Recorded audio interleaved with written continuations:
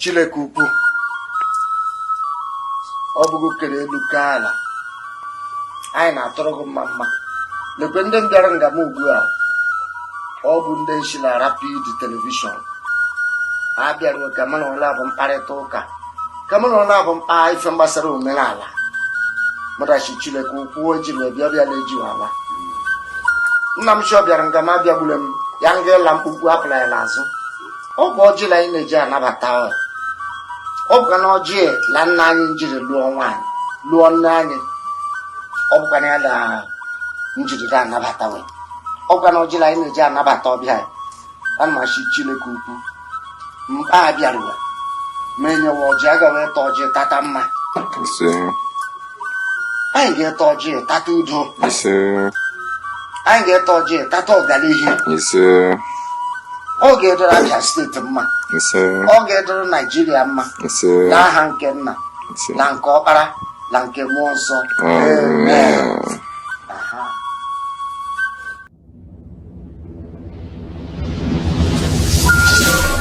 As the sun rises, so do we rise from the east. Ta ta ta Igbo kwenu kwenu kwezoro.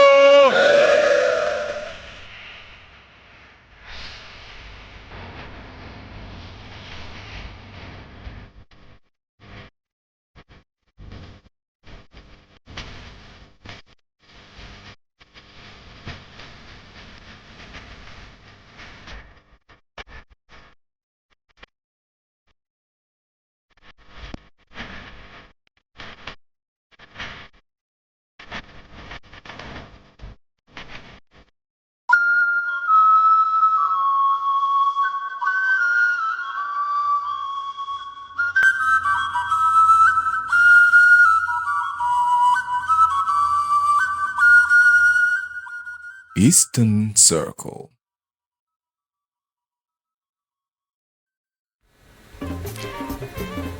Good morning, glad to have you join us on another beautiful episode of Eastern Circle on Rapid TV channel 176 on Star Times, and we're reaching you live from our studio here in Umuahia, the capital of Abia, God's own state. Today's episode promises to be interesting and exciting as always. My name is Adeze Egwim and I'm with Michael. A very good morning to you, and I'm looking pretty as always. I cannot take my sight away from that, you know. Of course, my name is Michael Oderman, and I welcome you especially to yet another fantastic edition. And I do hope you had a good night and you woke up on the right side of the bed, because you should actually. And we're trying to make sure that you actually do wake up on the right side of your bed. We got a bunch of information from this part of the country, the eastern part of the Niger. So welcome. And before we actually get into what we have for you this morning, I need you to take a moment and look at this video. We'll talk shortly. Take, merit, give to your husband. Cameraman, video this part. Collect it, sir. Do you know what this means? Any day you finish working at the end of the month, if they pay salary, do not enter cab. Carry the whole money, transfer to your husband, and say, my husband, this is the fruit of my labor. Take it and do whatsoever you want. True or false? Thank you very much. Oya, Gabriel, your turn. Take this one. No, add it to this one. Add it. Give it to your wife. Do you know what it means? If she is happy, give her money. If she's angry, give her money. If she finish cooking, give her money. If she finish bathing, give her money. She wake up from sleep, give her money. She finish making call, give her money. She come back from work, give her money. She call you baby, give her money. She call you honey.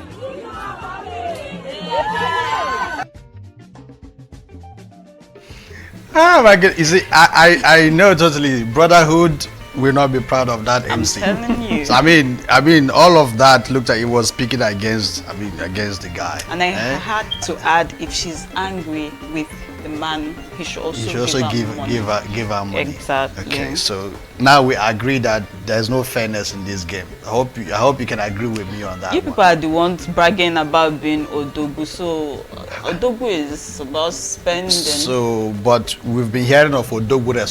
So if we are going to accept that, I mean, there should be some fairness in the game. You actually saw the MC tell the lady to hand over her salary at the end of the month. Would you agree to do that? That's actually where I was going with this. See?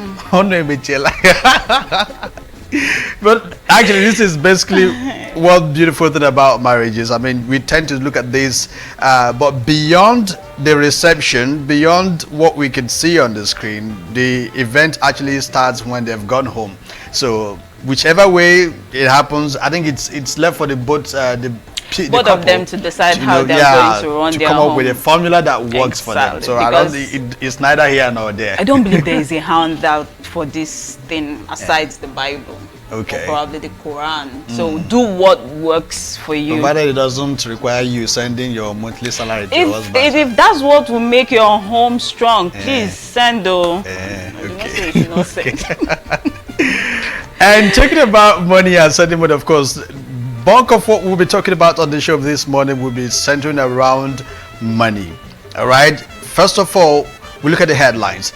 Dead, retired, and overseas individuals still receiving salaries in Anambra State. And this is what the government has uncovered recently.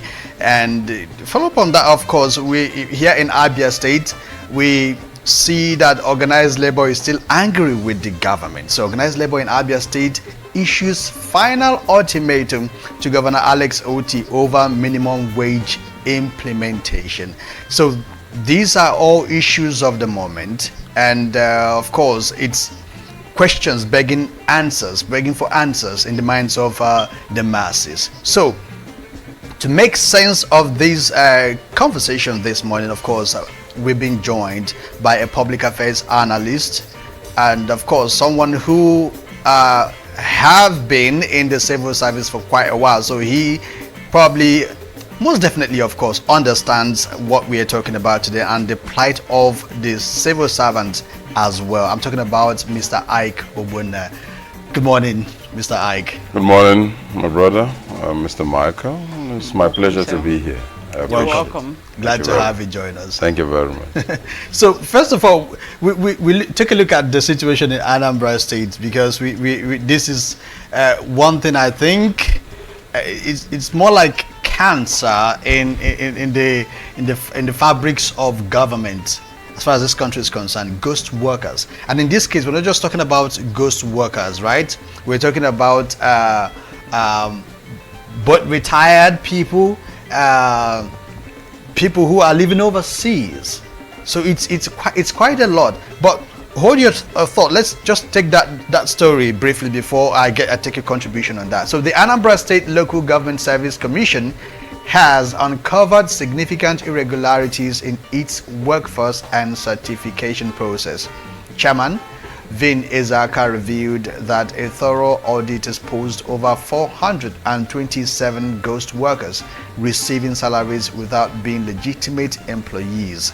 He said out of the 427 ghost workers uncovered, 59 were staff of the commission who had died a long time ago.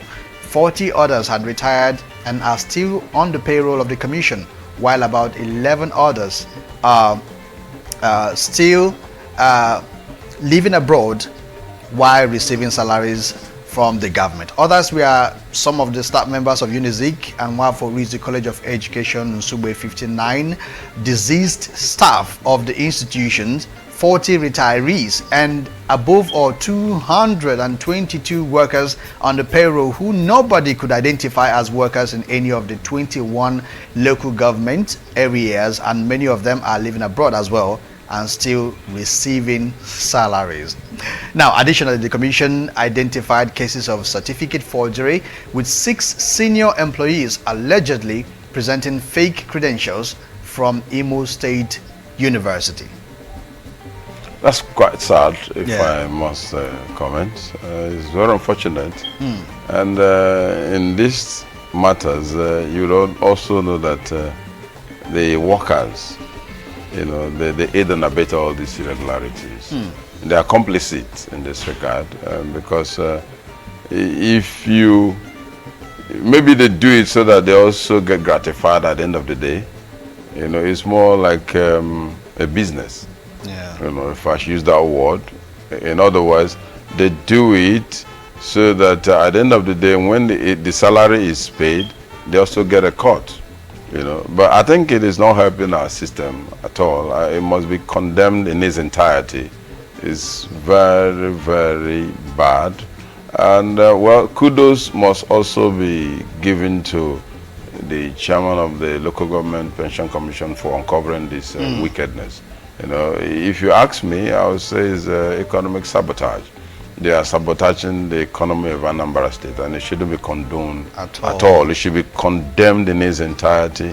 And thank God for Soludo, who is also an economist by profession, and who has decided to dig deeper to uncover this wickedness. I mean, how can you be abroad, retired, and you're still earning salaries? And then, of course, that of the dead ones who lost definitely go to the pocket of those that are still living. Living, yeah. You know, they're the ones that, yes, it's more like a syndicate. They organize these things to, you know, reap the government off and then, you know, keep maintaining the ills in the society. It should not be condoned whatsoever. You know, I want to say is something that may have been going on over the years, just that this other chairman decided not to allow it to continue. Okay. You know, so we must condemn it in its entirety. It's not good for our polity, especially now that we are battling with economic hardship. We need all the resources that should be channeled into other ventures and areas that are yearning for it. So it's not proper. It's not proper at all. All right, we'll go on a quick break, and when we return, we'll continue with this conversation. Please stay with us.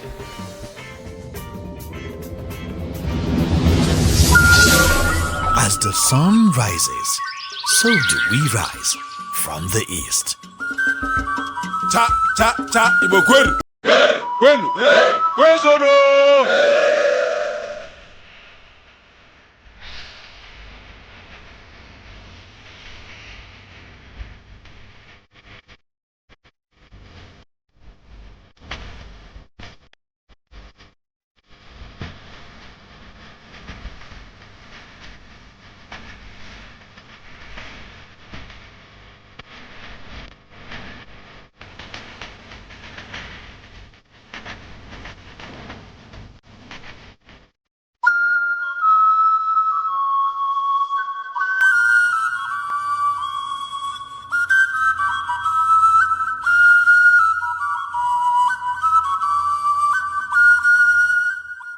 Eastern Circle. Don't worry. Welcome back. You're still watching Eastern Circle. And back to you, Mr. Ike. Okay. What would you say is the major contributor to this ghost workers syndrome? Well, I think it has to do with neglect over the years, where we don't bother to look into records. Those that are supposed to be doing audit don't do their audit properly. Because if you do workers audit, you should know when somebody has retired. And of course, yank his name off from the payroll. But because of this constant neglect on the side of the workers, and because they are also interested, because like I said, it's more like a network where you gain from what you do. If you don't gain from it, you will not encourage it. Because they gain from it, that's why they're encouraging it. So if we decide to deal with it like they have decided in Anambra in the local government commission, it will be dealt with. But because they want to encourage it, they want to allow it to stay on so that they keep ripping off from government, then that's why there's that neglect. If the schedule officers who are supposed to deal with these stuff deal with it, it will not continue. But in this case, because the chairman has uncovered it, now you will see the schedule officers, you know, all scampering to do their work. Audit is supposed to audit. Because in the system you have what you call nominal roll, which captures the name of every civil servant or public servant. It's usually detailed. It talks about when you entered into the system, when you're supposed to retire. So periodically it is monitored. So, but because they neglect it, they don't monitor it, it's allowed to stay because somebody is gaining from it. That's basically what it is. Now, Mr. Ike, you've been part of, let's bring it a little bit down home here in Abia State. You've been part of the civil service of this particular state, Absolutely. right? And I think it was about last year, the government of the state also uncovered about 2,000 plus ghost workers, as we heard in the news, and it was making rounds then. So now you've mentioned that there are systems that are meant to actually checkmate these things. Yeah. All right. So I know you've mentioned the auditors maybe not doing their job well and stuff like that, but I would like to ask you this question, right? Like, from your experience back then and all of that, would you say really that this issue is a problem of insincerity on the part of government, or just ignorance, like they don't know it's happening, or because they know but for whatever reason they choose to let it lie? Because this is what we experience. This government has uncovered what happened to the previous administrations. Does it mean that the 2,000 plus or 400 plus ghost workers just started in this administration? I don't think that will be the case. I may not want to use the word insincerity on the part of government. Okay. Yeah. I may also take it back to the area or the corner, or if you like, the laps of the civil servants. Like I said, they are trying to frustrate the effort of government in some cases. Okay. You know, from carrying out this audit, because they gain from it. You may have heard of what you call salary padding, where if you're supposed to earn 1 naira, somebody somewhere who is in account department decides to make it 2 naira, so that at the end of the day there's an agreement, so that you part with the balance or you share the balance. But I want to recall, you know, if I may differ a little here, I want to recall that Ibadan's government tried to do so. He made some very serious effort in the area of audit. Okay. Yeah, and then at the inauguration of this present administration, that's OT, I may not say that was small. That may not even be staff audit, or if you like, ghost workers. I think what he did was to disengage a particular set of people. Oh, okay. When he came on board, he said those that were employed prior to his assuming duty as governor should leave. So, and there are about 2,000 or even more than that. Even recently, I think I heard that there's the story of promoted people, those who were promoted under the previous administration, going back to their former positions. Yes, before he took office. Yes, well. What he did was that he reversed command promotion. Yes, command promotion, that's what it's called. You know, the civil service is structured in the way that the governor may have what you call executive waivers. So with that executive waiver, you can decide to promote somebody that is in level 12, maybe to 15. Command is the governor's applying his own prerogative. Oh, okay. Probably because you want to favor those that may have served you somehow. So, but he decided to reverse it. Also because he may have discovered some abuse. He may have been overused. You know, sometimes you use some stuffs, you abuse it, and then, you know, it's as if a particular clan, you know, benefited more from it than other clans. And probably because you give somebody rapid promotion so that he will occupy a particular position you want him to occupy. You understand? Yeah, I get it. Yeah, so I guess that may have informed the governor's decision to reverse it, because it appears it was abused. In other words, too many people benefited from it. That's my understanding in that regard. You know, so So coming down to what the question now, so you would say it's mostly the case of civil servants or some people in office trying to frustrate efforts of government. Absolutely. Not just not a matter of ignorance on the part No, of no, no, government. no, because no governor would want Yeah. people who are supposed to go to keep staying, because he needs the resources to channel it Yeah. into other ventures. Taxpayers' money. Yeah, so it's more like an effort of the civil servants trying to also benefit more from the system. They are always looking for, loopholes.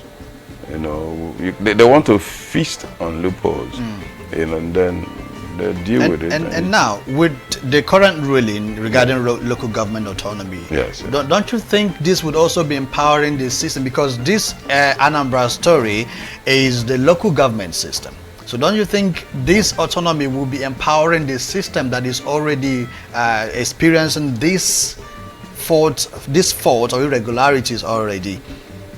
It has the fears we were expressing here shortly before this program started. The moment we heard that, the Supreme Court has ruled in favor of the local government. So I'm equally as afraid as you are if this is not going to be further perpetrated in a higher dimension this time, except the Local Government Service Commission is strengthened, except the institutions that are supposed to monitor them strictly are also strengthened to do their job. Otherwise, we may see it in a higher scale. Yeah. Yes, we may definitely see it in a higher scale if it is not checkmated. I just pray that government will come up with stronger measures to nip this ghost worker challenge in the bud. It needs to be tackled. Yeah, It definitely. needs to be tackled. Of course, we'll go straight to our next story on our table this morning. All right, the organized labor in Abia State has issued what it terms a final 7-day ultimatum to Governor Alex Otti over the non-payment of the 30,000 naira minimum wage and 35,000 naira palliative wage award approved by the federal government for the state's workers. The unions comprising the Nigeria Labour Congress and the Trade Union Congress have threatened to commence an indefinite strike if their demands are not met within 1 week period. They have also warned that there will be no further communication with the state government before starting the strike if the issues remain unresolved.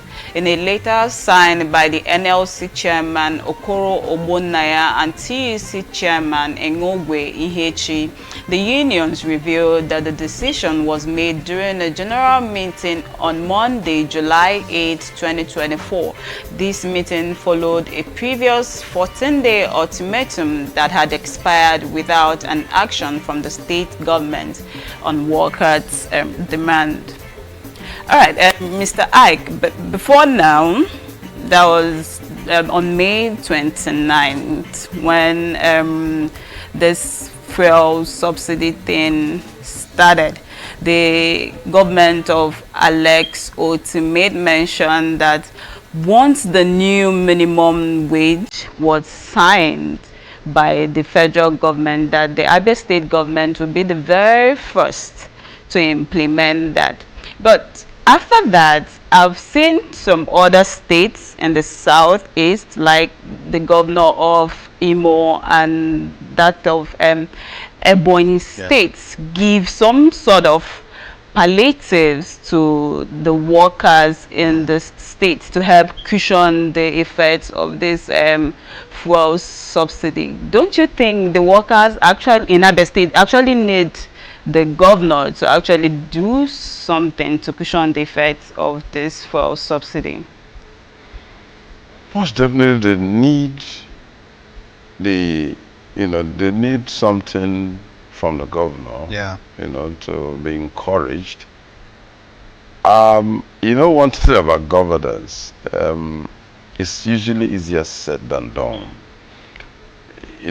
While you're out there campaigning to be made a governor, you may not know the enormity of the challenges on ground. Yeah.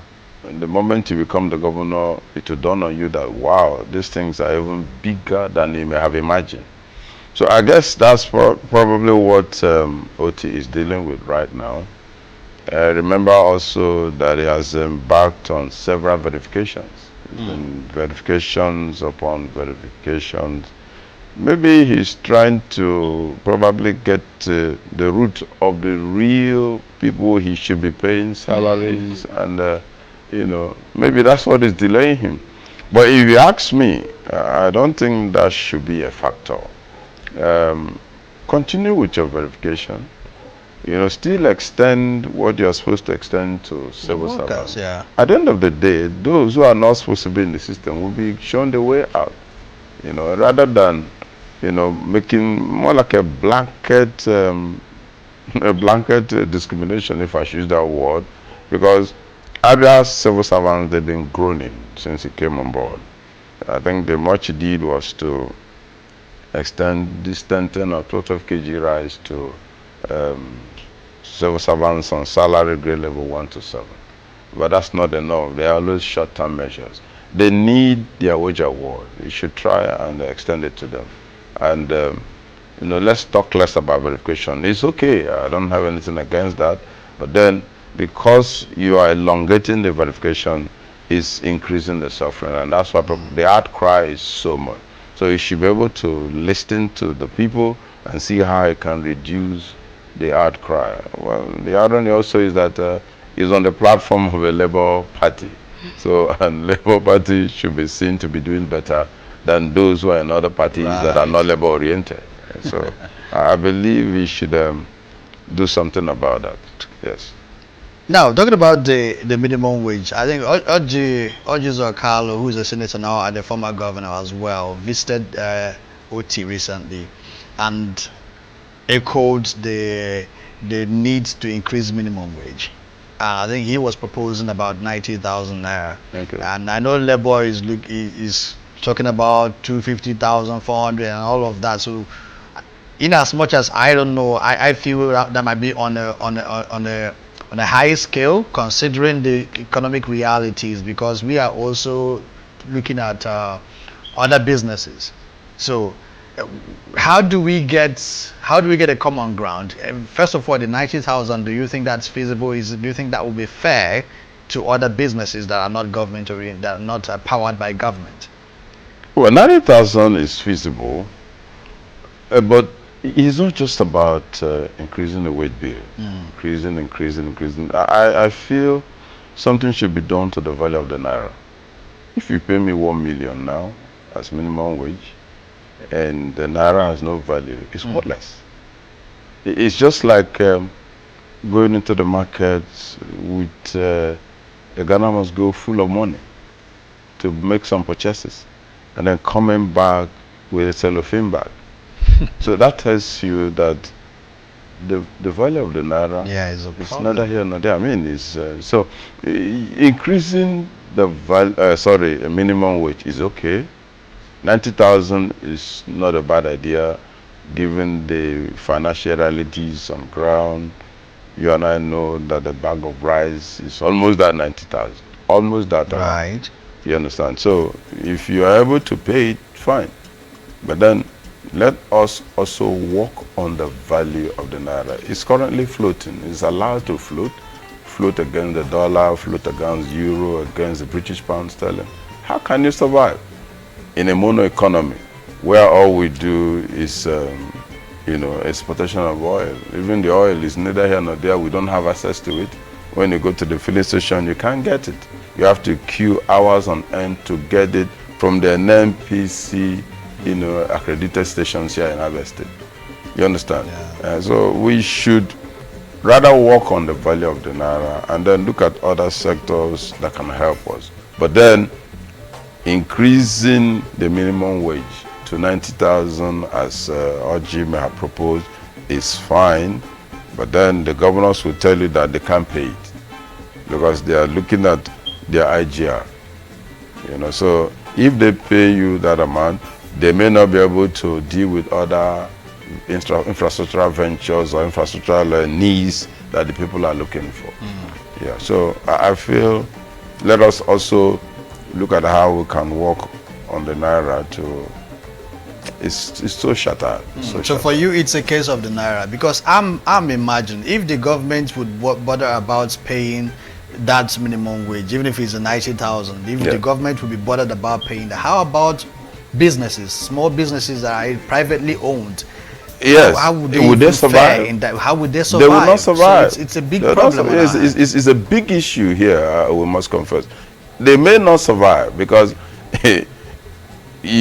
some businesses, some private sectors, their gain may even be that 90,000. So how are they going to pay? They will not be able to break even. I feel the value of the naira is a big issue. Okay. If we're able to work on it, even with 1,000 naira, you live fine. You can enter UK, enter abroad with $1,000. You're a big boy. $1,000. That $1,000 can afford to help you pay for your hotel and even make some purchases.